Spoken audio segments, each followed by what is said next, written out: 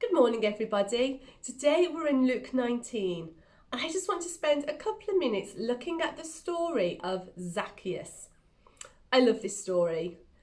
And we know from the text that Zacchaeus was a tax collector, and not just a tax collector, but the chief tax collector.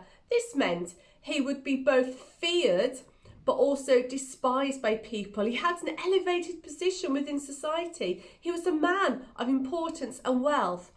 But this importance and wealth was derived from actually robbing people for asking more than he should have done. And yet in this story, we see Jesus coming, and it would appear that Jesus came especially to see Zacchaeus. Zacchaeus could not see him, but he was a man of an elevated position, important, probably quite proudful, climbing a tree because he was desperate to look at Jesus. And I wonder, how often do you and I allow our pride to get in the way of seeking Jesus? We're worried about what other people will think of us.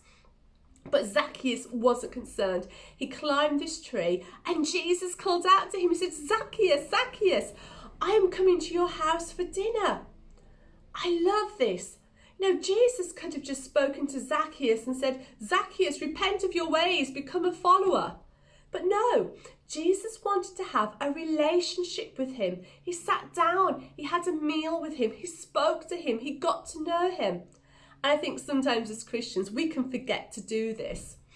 We're so desperate for people to come to know Jesus, and sometimes it's pressing so heavy upon us.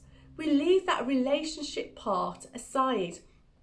I saw some statistics upon Facebook last week, and they were looking at ways typically people become Christian. Are they from the pastor? Are they from a sermon? Are they from an outreach?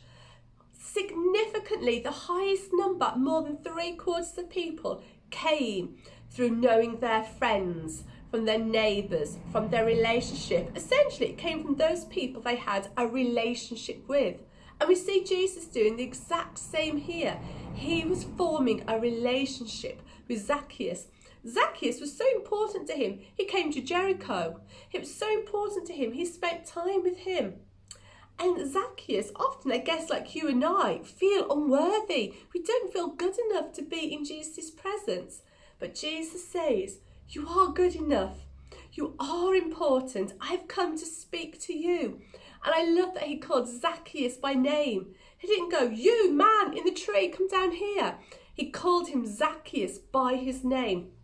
And we know in the Old Testament and the New Testament that names carried such a weight, such a meaning, that perhaps we've lost in today's society. And maybe it's something we need to remember. So my challenge for you today is, are we seeking Jesus past our own embarrassment? Are we willing to be made silly, to seek him with all that we have?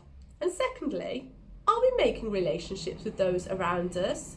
Are we getting to know the people that we pass daily on the street or in the shops so we can tell them more fully about Jesus? Have a great day, everybody.